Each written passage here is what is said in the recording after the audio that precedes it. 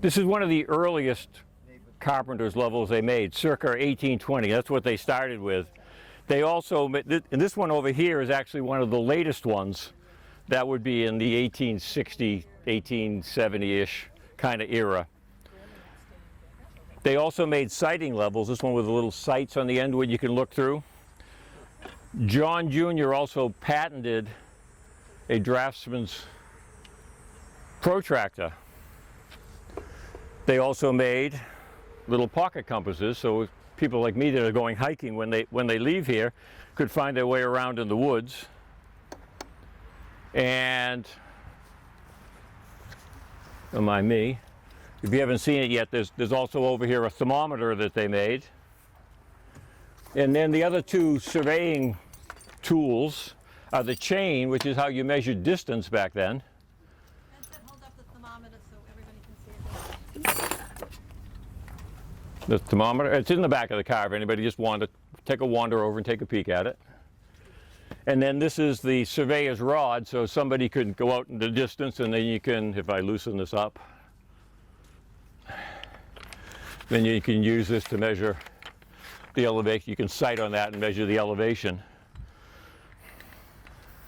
So these are all tools that you can see surveyors using today in a little bit higher tech versions. But here they are. Right. Now. And this is a big step forward to some of the early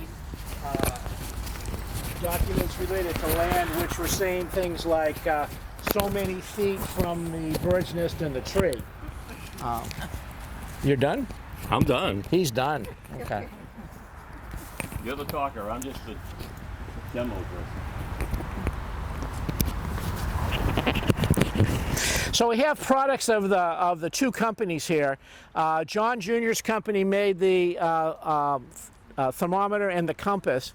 They also made barometers, which are among the rarest of all the Poole instruments. You notice we don't have one here today. Right. So I've only seen pictures of a couple of them, and we don't have them at the Historical Society. But you do have the possibility of collecting these levels, and one of the important contributions that Bob has made is creating a chronology. Okay. Now, when the family split, as I said, it could have possibly been a friendly split.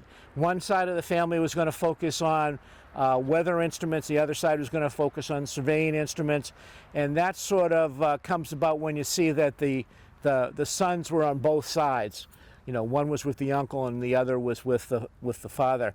There was another son involved, Horace Minot Poole, the brother of John, who ran the surveying instrument side of the family, had a son who was also named Horace Franklin. And Horace Franklin sadly got involved in the Civil War and was sent to Florida with the 4th Massachusetts Cavalry. And this could be an interesting story, except I can't verify it. He was captured in a place called Palatka, Florida. It's just south of St. Augustine. And there was a battle there that was caused by a disgruntled young lady who was ticked off at the Union Army because they arrested her father as a spy when he wasn't a spy. So she decided to get back at the Union Army by being a spy, and betrayed a bunch of Union guys who were captured and sent to Andersonville prison. We don't know whether Horace Franklin was with that group or whether he was just unfortunate enough to be captured at some other point in his tour of duty down there. But he went to Andersonville prison in Georgia, which was the worst of the Confederate prison camps.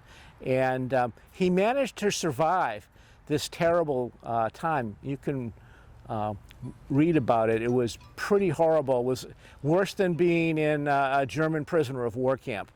The only person tried for war crimes in the Civil War was the commandant of this particular camp. He was able to survive the camp, but died on his way home. And so he was never involved in taking over the family business. So what happened is, after the Civil War, the surveying instruments and the level instrument kept going under first Horace, the original, and then John Murray, the nephew, until it sort of faded away right around 1900. By this time, big companies that we're familiar with today, like Stanley Tools, were making a lot of this equipment, and it was hard for a small company to keep up. The thermometer making business continued after the death of John Jr. He died in 1865 very deeply in debt. It wasn't a big scandal because he was most deeply in debt to members of the family. Charles continued the business for another 20 years, probably picking up down here, selling the property to pay off the family debts, and moving in with his brother down below. And if you explore that site now, there are actually broken mercury thermometers that you can still see in the ground down there, which is not a good thing because mercury is not good for you. So be careful if you ever go down there. And then in about 1886, he picked up and moved to New York, and that was the end of that side of the family's involvement in the business. So a lot of the family is here, and some of the oldest gravestones are here, and let's switch tactics a little bit and talk about gravestones. So come on up. Did you just say what the Hayward connection was? You mentioned that? Oh yeah, the Haywoods. This is Hayward land. Are they part of the... We're going to talk about that when you get up here. You sound like a Hayward. I lived in a Hayward house.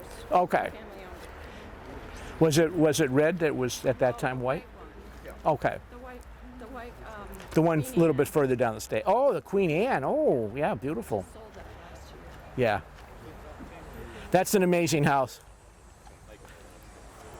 So come on down here.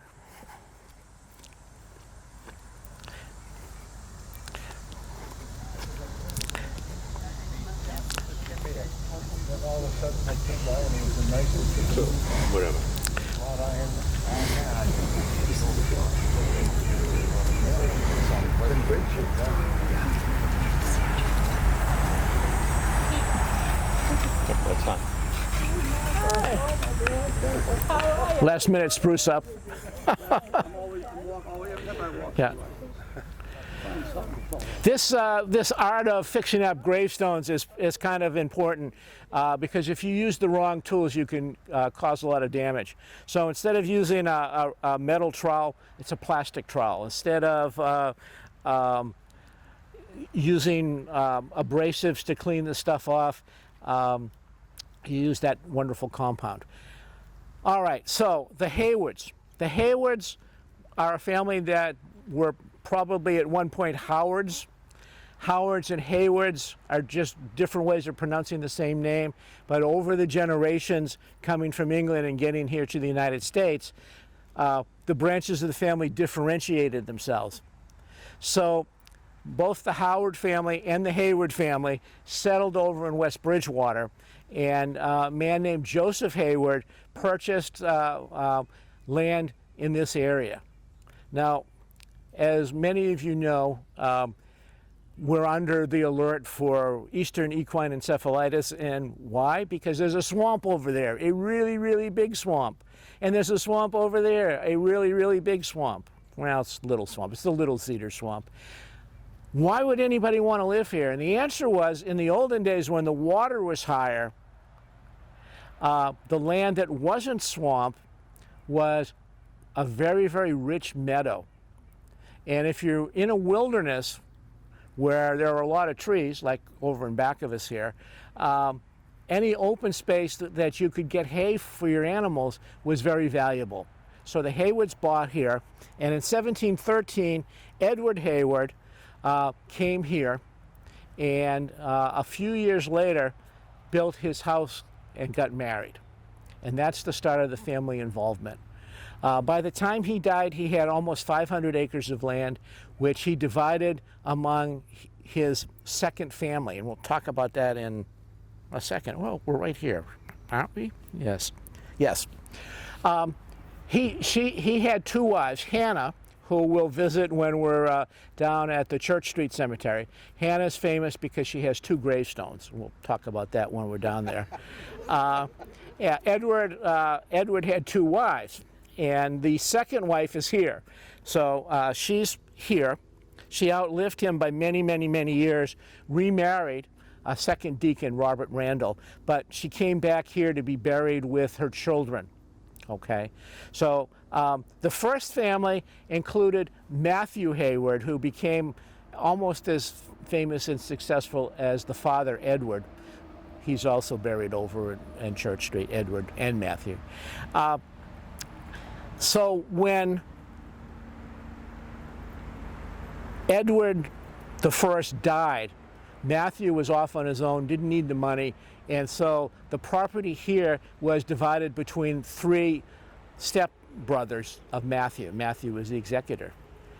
Matthew took the little slave boy who became Anthony Hayward, the man who served in Matthew's place in the Revolutionary War.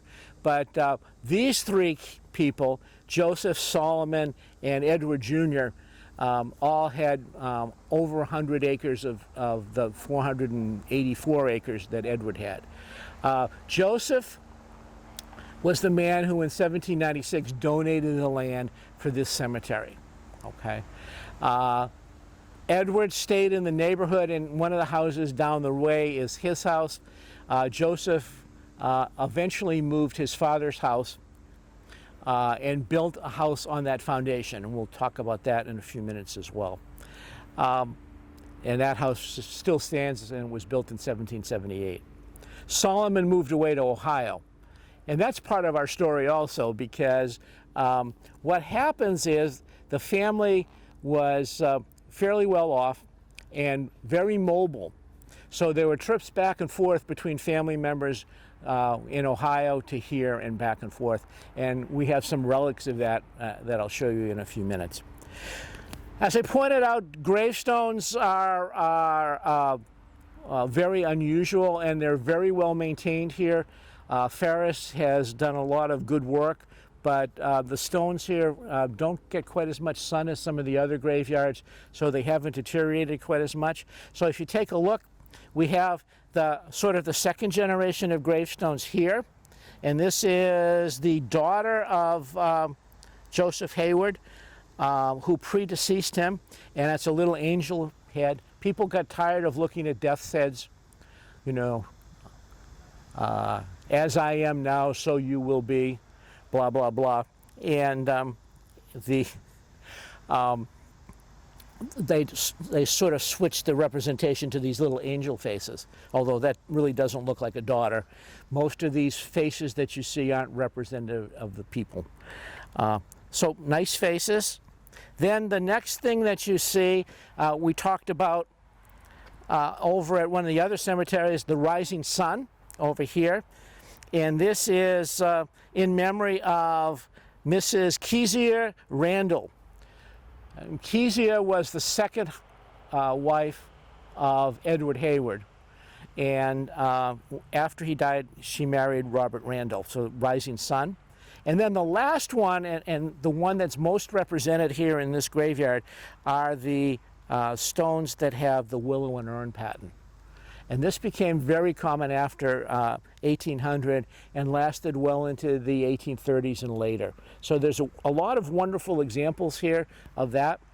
So in the front row, we have the Haywoods, following in back the other neighbors, and this is the Pooles over here. So this is probably the best willow and urn stone in Easton as far as the intricacy of the design.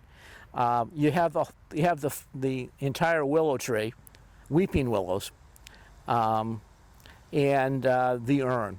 Okay, as I pointed out on another tour, urns were a big deal because that's the way the ancient Greeks and Romans buried their people's ashes.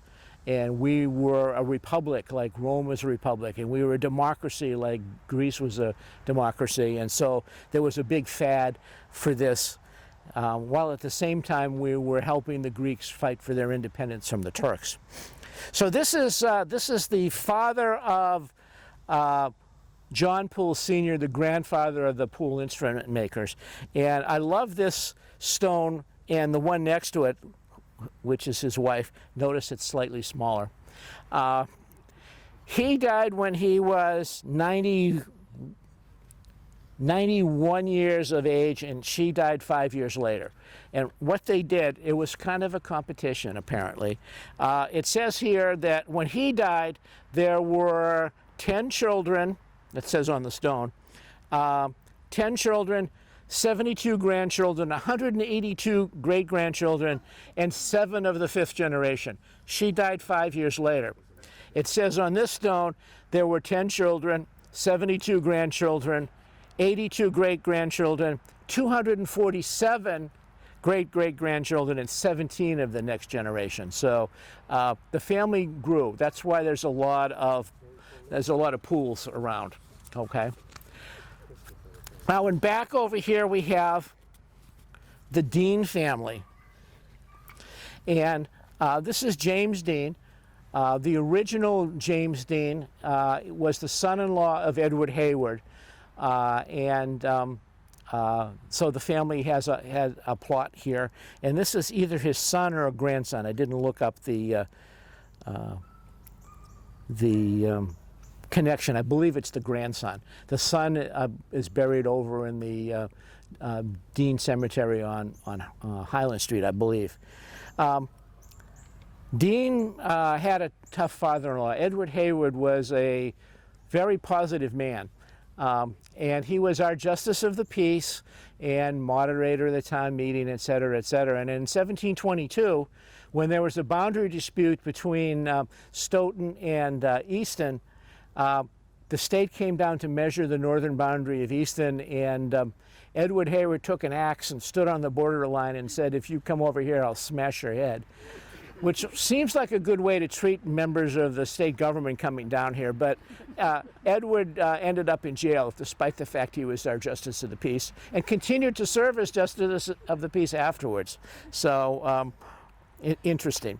The Deans lived down on Prospect Street, and as I pointed out when we were over on Prospect Street, this is the family that owned the last slave in Easton, and maybe didn't tell her that freedom had been declared by court order.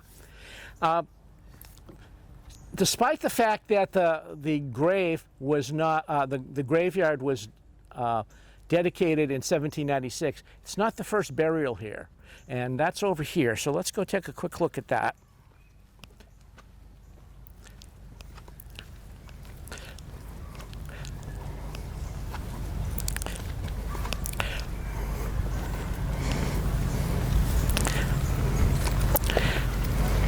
And this gives us another design, and this is a very unusual design. If you go over to the Historical Society, we have a new book. Finally, historians have begun to study this particular design. It's called an acanthus leaf design. Sadly, a lot of them are not deeply carved and they've been worn away, but you can see some of the leaf pattern here. And this is the grave of John Howard, not a Haywood, he's a Howard. And he was buried in 1795, the year before the cemetery was officially designated. Well, what does that mean? Either he was buried here and they built the cemetery around him, or he was buried someplace else and brought here when the cemetery was opened. And that was much more common than you might imagine. It happened in almost every cemetery. People were moved out of the Church Street Cemetery. People were moved into the Southeastern Cemetery on 138 because you wanted to have your loved ones safe even after death. These guys are safe from the fact that your tax bill is due on Thursday, by the way. They don't have to pay anymore. And so folks moved around quite a bit, and we'll talk about that in instances where that actually happened. So I want to show you one more grave, and I also want to give you a chance to see a little bit of the Cedar Swamp. So follow me this way.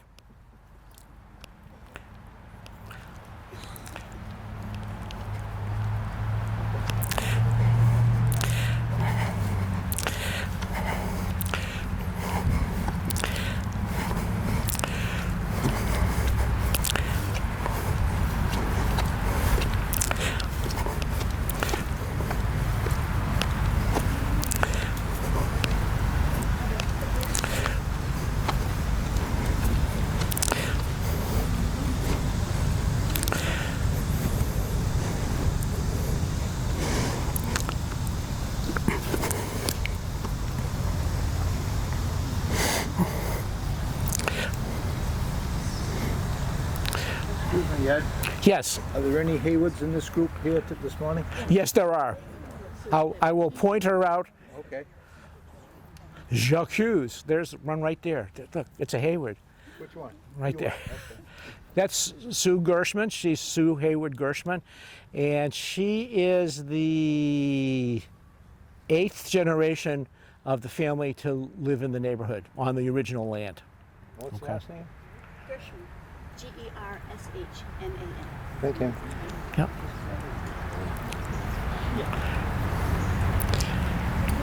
So, the family didn't move too far, and we'll see in a minute another Haywood who's no longer with us, but had the distinction of being the last person to farm the original land, and we'll talk about that as we're moving on.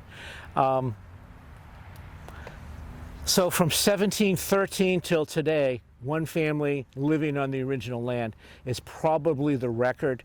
The only people that would come close are the Howards up on Howard Street, but the original house that's up there burned, and they may have actually moved now. I'm not quite up on where Jack's living, so.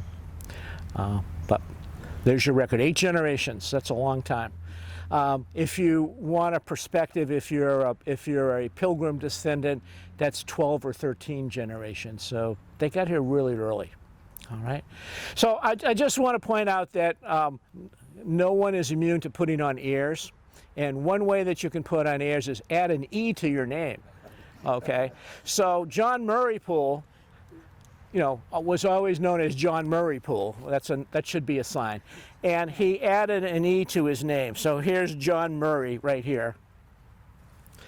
Okay. And you can see he added an E. So you can always tell his descendants over here, because this is his uncle and aunt, Horace and Horace Franklin, and this is Abby, who is the aunt. And then over here, you have his descendants who all continued with the Poole name, okay? So why they did that, no one knows. Some of the earlier generations, it's typical phonetic spelling, and sometimes they added an E and sometimes they didn't. He was consistent with that all the time. So we're right on the edge of the Little Cedar Swamp, and I asked Bob Vogel whether the levels are made out of mahogany or not, and that's important because every time there was a hurricane, the Hayward family made a lot of money putting in sawmills. So the very first successful steam sawmill was across the street on the land where the regional school is located, and that was put in 1869 after a great hurricane. And they probably used the sawmill down on Prospect Street after the great hurricane of 1815. So what they did is anything that was knocked down in a storm, like a pine tree, that would be turned into boards. They also would go in back here and fish for cedar. We'll talk about that in a sec. And then finally, there are records that indicate that mahogany was brought in by the Haywoods, who had no real use for mahogany. But we think that the mahogany was used by the Pooles, the next door neighbors, and that the Haywoods actually did the rough sawing. Okay. So let's walk back, and we're not going to go down to the swamp, but I want to show it to you because someday you may want to go down there yourself.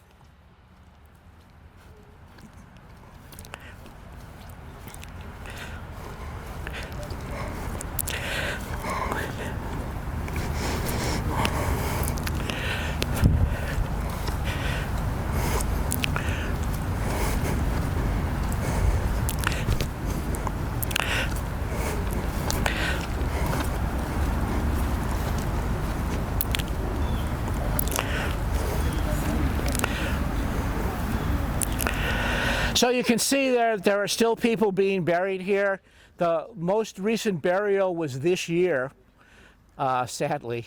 So this is still an active cemetery. Okay. So if you look through the trees, there's all of a sudden a big bright spot, and that is the Little Cedar Swamp. The source of water for the Little Cedar Swamp is over here on the west. It comes through the golf course and then into the swamp. Right now, it's mostly blocked by the wonderful little cranberry bog that's down here, the Morse Cranberry Bog. And that's been there since about the 1890s, when cranberrying became a big deal around here. Kids would actually take time off from school to come here to pick cranberries in the cranberry bogs. And there was a lawyer here in town named Marcus Uran, who got really excited about making money. The first thing he tried to make money on was trolley lines, not a good way to make money. The second way he tried to make money was by cranberries. One of his clients convinced him he should buy a few bogs, and Uran was very successful with that and got a whole bunch of cranberry growers together and created what we know today as the Ocean Spray Cranberry Company. So he's the main protagonist for that. This bog was put in, correcting myself, around 1910. And they built the dam with a little railroad to carry the dirt out to make it, a little cog railroad. You could actually lift up the tracks and move it any place you want. They tell me that the little railroad car is still parked in one of the buildings down there. I've never seen it, but it's possible. The little train was used to move the cranberries around when they were being harvested. Cranberries can be harvested in two ways. One is wet harvesting. You may have seen that. The bogs down on Bay Road used to be wet harvest. So you'd flood the bogs, and then you'd put an airboat like they use in the Everglades out there, and it would ride around, and the wind from the fan in the back would make the berries float to the top. And then they would be driven over into a corner and picked up and turned into juice. This was a dry bog, a dry harvest bog, and the reason that dry harvest is those are the cranberries that you sell so that people can turn them into cranberry sauce. Okay, so two different methods, both essentially here in Easton. The original harvesters here were Cape Verdeans. This was a very, very eclectic neighborhood, despite the fact that, it seems like a quiet little thing, but in the olden days, you had the Cape Verdeans harvesting the cranberries along with the school kids from Northeastern, and over in the Hayward section, they would bring in French Canadians in the wintertime to help with the logging. So there were a lot of different nationalities floating around here, and that, I suppose, is one of the reasons why the third person to live in the Red House, George Washington Haywood, was such a cosmopolitan man. He was the one that was always going on trips to visit his relatives in New Hampshire and in Ohio, and he was also a strong anti-slavery man. If there was any place where you could stash a fugitive slave, down here in the 1850s was probably one of them. He certainly was a person very much in favor of protecting the rights of African Americans. And he became a really popular figure in Easton. We'll talk about that as we walk down to the Red House. So follow me this way.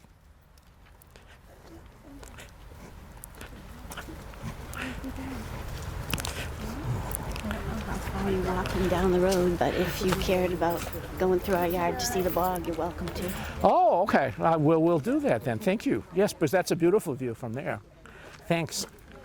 I saw your mom yesterday. Oh yes, lunch at the residence. Yeah. Yep. It's a nice place. Yeah, it sure is. Great food. I know, right? When she moved in, they told us we could eat there free for a week. Well, we did. We had, I think, 2 meals there, but the first one was filet mignon. Oh my gosh. Oh my gosh. It was so good. Yeah, Rita's just barely walking these days. Yeah, it looks like she's lost some weight though, so that's good. Yeah.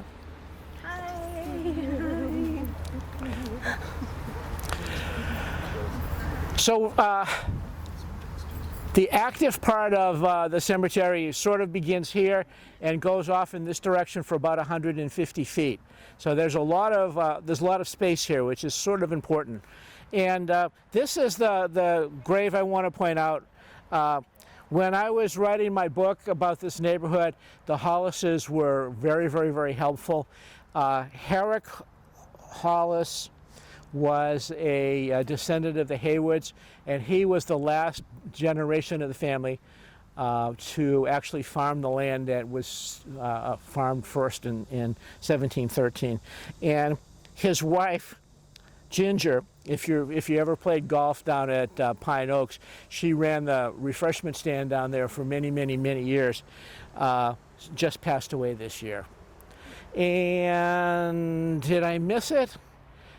There's one other grave I do want to point out, and you could almost step on it, and of course I probably missed it. And that's Arthur Lewis. Arthur Lewis was a very, very important person in the formation of the Easton Historical Society. He was an antique dealer, and for many years he was on our board of directors. And he too is buried here, and the family has a plot, and we have a relative of the Lewises here today too. So, yeah, oh, several. Okay, excellent. Right there, that's Arthur Lewis back there. Okay, yeah. Yeah. All right. So what we're going to do now is we're going to walk down the road. I promise most of the time it's going to be shady. So let's, oh, here he is, right here. I'm sorry. I told you we could step on him right here. Arthur Lewis. Like many veterans of World War II, he never mentioned the fact that he was in the war. But he sure knew his history and his antiques, so that was a wonderful plus when we were getting ourselves started. This way. I had another question. Mm-hmm. Rick Hollis, did he find some historic papers in his garage at one time? He had some stuff, absolutely, yeah. I don't know what became of that after he passed. I But just mentioned that to Frank Menino, yeah, but he doesn't remember saying anything from it. yeah, I don't remember. I remember having him say that they had some papers. I read an article somewhere, it might have been the Easton Historical Society about it. Uh-huh. Well, we have the Haywood papers, but that I don't know where those came These from. papers went back to colonial times, as I recall. Well, a lot of the Haywood papers go back to the at least the 19th century, and a lot on the Ohio branch of the family. And we have some of the farm records from here. No, the reason I asked about Haywood being there, and I met that Sue. Yeah? Her grandfather was Harold and Mabel, and that stone you were there. Yeah, sure. Their son, Harry Wheaton, Uh-huh. was my best friend. Oh, okay. And there's a Wheaton grave back Yeah. there too, yeah. Yeah. Yep. I still write to Harry 2 or 3 times a week. We talk on the phone and Oh, that's very spend a cool. lot of time with him. In fact, we'll be going out there in a few weeks to spend a couple days with him at his home in New York.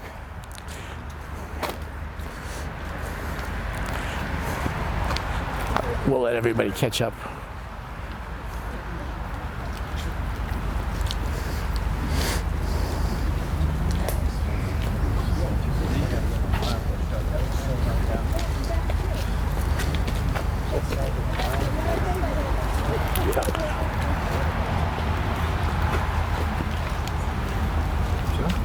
Is this land all conservation land, or it's been historically? I'm surprised there's no houses here. He knows I'm here. That they haven't So developed? many years, huh?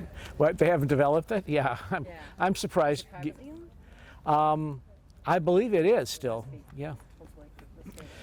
You know, after 150 feet, the town cemetery purchase ends. And this piece here was always attached to the red house down below, which we'll see in a second. And the reason we're stopping here is that in 1878, George Washington Haywood decided to hold a party. And the party was to celebrate the 100th anniversary of the house he was living in, the red house, which we're about to see. And if you can imagine, at a time when the town of Easton had maybe 3,000 or 4,000 residents, 1,000 people came to his party. Most of the food was actually cooked in the ovens of the Red House to supply the people that were here for the party. And one of the things that GW, George Washington, they always call him Captain Washington, did was he read the first genealogy of the family in Easton, because that was what he had spent sort of his retirement years in doing. Now the family was very, very active. We talked about the lumber industry. The other industry that we should talk about before we get to the Red House, and this gives everybody a chance to catch their breath, is the beer industry. Okay.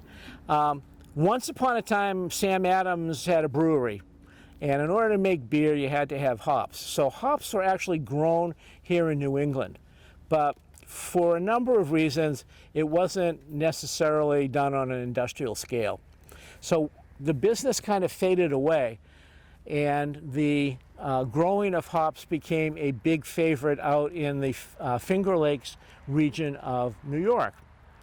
Some of the Howards moved out into that region and grew hops, and one of those Howards moved back to Easton and convinced their family up on Howard Street and their relatives, the Haywoods over here, to start growing hops. So the entire field where the regional school is was a hop field. And hops are really interesting. They grow in this long vine that might be as long as 20 feet long, and you grow them up a pole, and then you drop the pole down and pick the flowers off, the buds. And that's what has to be dried. So about where your house sits is where the original hop kiln for the family was located, and they dried out the hops there. Now, this wasn't all wonderful because teenagers would come down here to help, because you could make a fair amount of money picking hops if you were actually good at it. But it was also a great time to get out of school and fool around. And there's a newspaper article from 1884 that talks about how these boys, on the way back, were offered fruit by an 84-year-old man that lived towards the center. You know, so it was apple picking time as well. Here, boys, have some apples. And they beat him up, okay, causing a scandal. Well, the old man was actually quite smart, because what he was trying to do was get the boys to eat the apples rather than stop by and steal the apples, which apparently was their hobby on the way home. So there was the Lucius Howard orchard and some really important orchards located around here, and these people were always attacking them and stealing the fruit, as well as picking the hops here.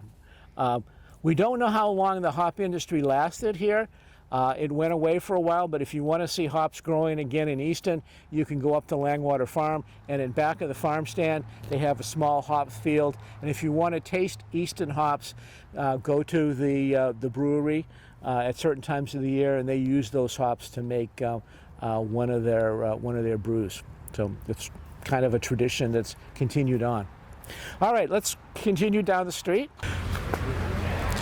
You know, over the years, even with the people that painted it white, they all love it and take great care of it. Yeah. So this is the Red House, built in 1778, and was built by Joseph Haywood on the foundation of the original 1713, 1717 house that was started by his father. It originally had 9 rooms and a small porch on the back. In 1810, the porch was enlarged, and then later on in the 19th century, this lean-to addition was completed around where the porch was, partly because the family had expanded agricultural opportunities and were, having boarders a lot.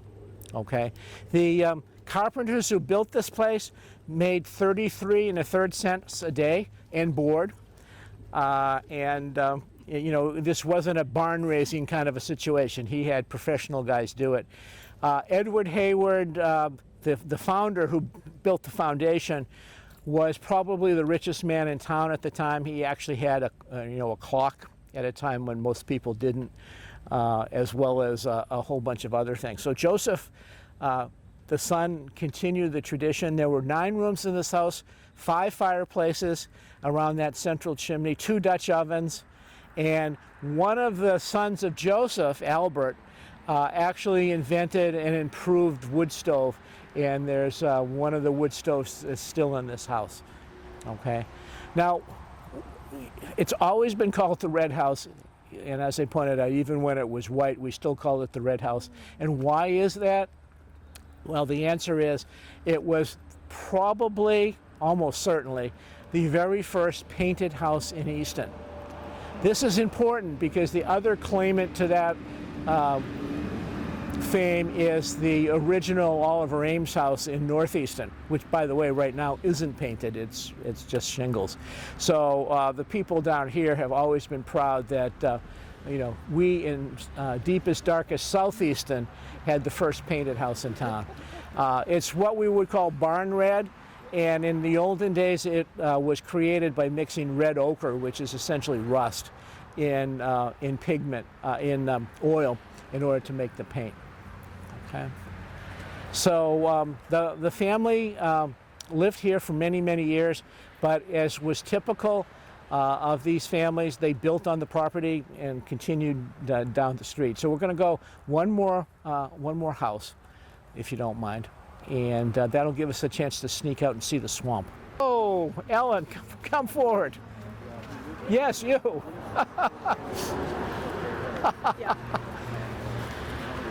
Hello.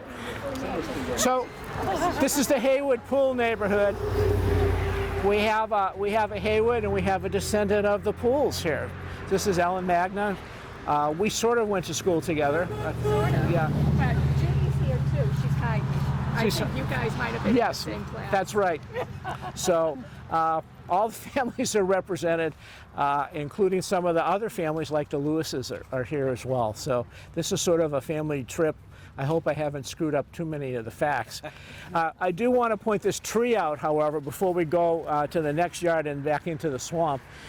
This is a shagbark hickory tree, and Captain Washington, when he went to Ohio in 1829, either brought a sprout or a hickory nut and planted it here. So this tree is the only dated tree from the 19th century in Easton. 1829 was when this was planted. It's still growing strong, and we believe that most of the shagbark hickories in the neighborhood are descendants of it. And the reason he grew it is that the hickory nuts were bigger than the ones that we found around here. So it was a good deal. And put a plaque on it. Yeah, we should, but we've been lucky so far that the regional school hasn't chopped it down. So yeah. Which Hayward brought it? That was George Washington, Captain Washington. So.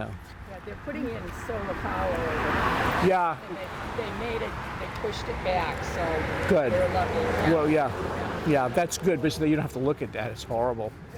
Yeah, it's important, but horrible. All right, this way. So the Victorian house back here was built for Edward B. Hayward. Would you like to say something about that house? I grew up in that house, and I think my family was only the 3rd family that lived there.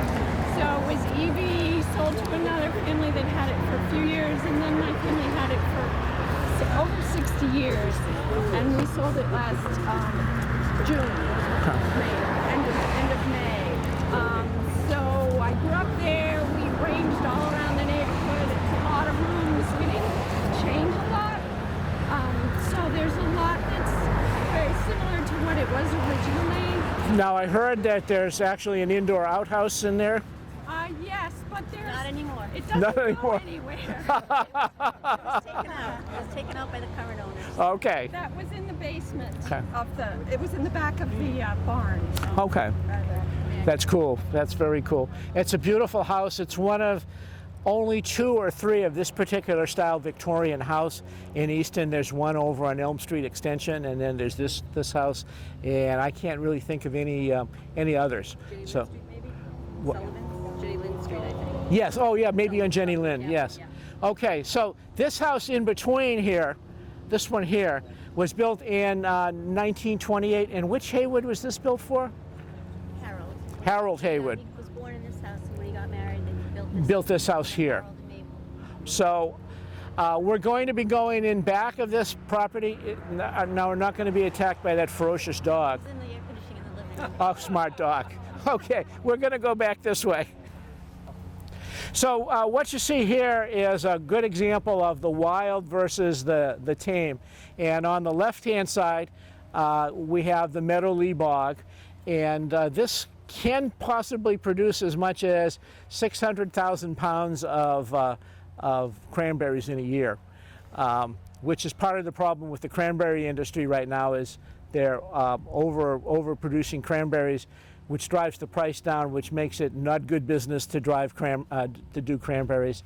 The other thing is that a lot of the cranberry bogs around here are, since they're perennial plants, are producing cranberries from older varieties that could produce a lot more, but then there's the cost of ripping these up and putting them in. Creating a cranberry bog is very expensive. It's like $500 of something or other. It's a huge amount. So the future of many of these bogs remains in doubt. If you take a look off to the far left, the building with the shingles on it dates back to the original period of the bog, which is around 1910. And the dikes that you see running along here would be the places where the little railroad train would be set up to run along. Looking far to the right, you can see what's the remains of the Little Cedar Swamp. That backs up to the cemetery, and it's an incredibly beautiful view. It's hard to believe here in Easton, where so much has been built up, that you can get a view of that long a vista that's not filled with houses and stuff. And you're fine, but watch out for the poison ivy up there. I shall. Okay. I'm allergic. Yeah, that's what they all say. So,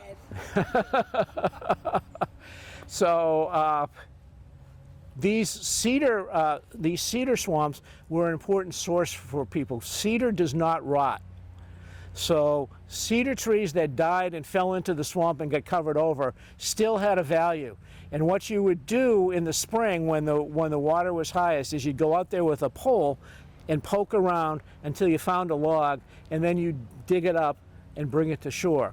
And it was used for shingles and fencing and some of the hop poles that were over there, because they would last forever once you got them up. So it was a really, really good deal. And Take little pieces of it and put it in the closet to keep moths out. that's right, absolutely. Yep. My mother had a hope chest that had cedar blocks in it. Yep. Yep. What? Lolly columns they used on the Yes. Yeah. Absolutely. So, does anybody have any questions? Do you have a question? If you look beyond that shed to where the ground slopes down, Yeah. that's where the hop kiln was. Oh, very good. Okay. All right. Now, there were a couple of years with the cranberry bogs down the Bay Road Yeah. when there was an overabundance of them. They would take a lot of them and dump them into a swampy area to keep the price up. Sure. There was too many cranberries. Yeah. I mean, it was you just filled a whole big area. Yeah. Wow. Because you had to pick them. You couldn't just let them die in the field. That would be Ruin the plants. exactly. Yeah, my folks had a little cranberry bog on Prospect Street, just off of Foundry. Okay. Go in at the right, and that curve. Yeah. Yeah. Yeah. And the other end of the business is, if you went down to Ocean Spray, they actually have food scientists working on ways to use cranberries. So all the cranberry juice cocktails and things that you see with all the different flavors have been tested. They've tried things like cranberry ketchup and a whole host of things that haven't really worked. So they're really pushing up against the edge of the market. And to make matters worse, Once upon a time, Massachusetts pretty much had a monopoly on the cranberry business, but now Minnesota and one of the Scandinavian countries is outproducing us. So it's a tough market. It's kind of a shame. And if you've been following the news, you'll know that the cranberry bog over on Bay Road is up to be turned into a solar farm. Yeah, yeah. I've been through there. There's been attempts to turn it into conservation land. Just take out the dam and let the water flow through. There's actually a channel that goes out and back. That's almost like a canal that would be wonderful for nature lovers, but it would cost money to do that, and I'm not sure our friends in Norton have the funds to do it. Swimming. Yeah, It was nice and clear. yeah, yeah. Yeah, there was a car out there where probably the old Cog Railroad was. Yes, exactly. This is not a day I'd want to be working out there. So, yeah, there's two people. There's one person out there that's cleaning the drains, and another person here who may be bringing supplies or herbicide, one or the other. Pick weeds too, Ed. They go out and pick weeds. You see 'em Pick out weeds, there. yeah. You don't know how they can do it. I wish people would come and pick weeds in my garden. The cranberry bog in Bay Road. Yes. Is that on the Norton side? Yes. Yeah. In Norton. Yeah, okay. Yeah. And that's going to become maybe a housing?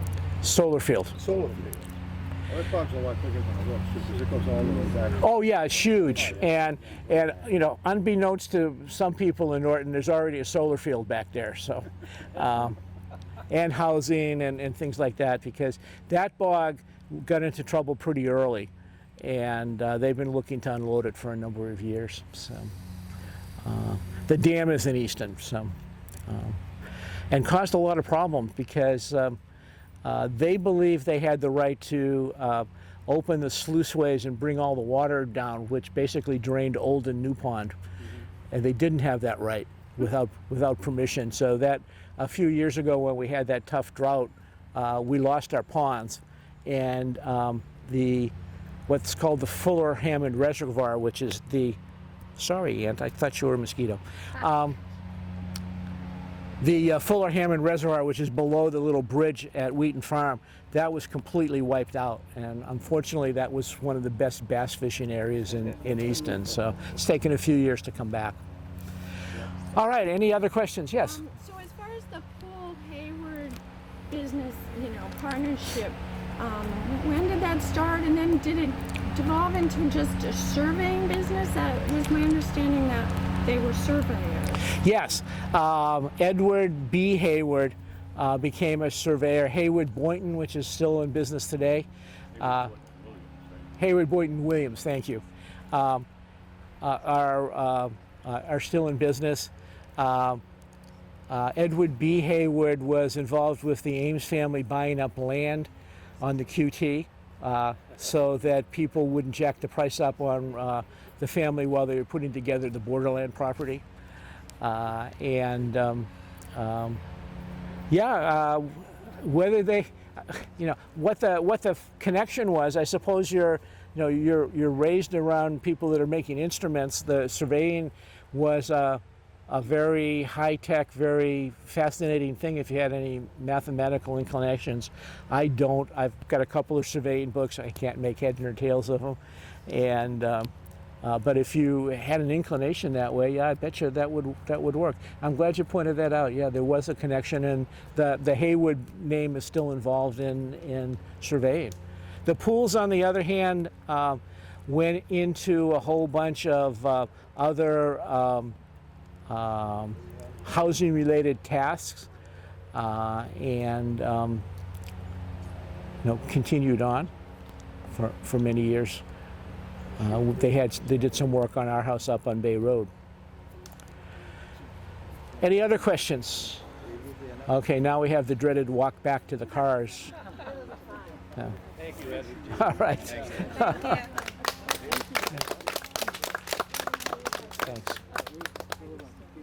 Thank you, Bob, and thank you, Ferris, wherever you are. You're probably still working on the stones. All the time. Yeah. What's your name?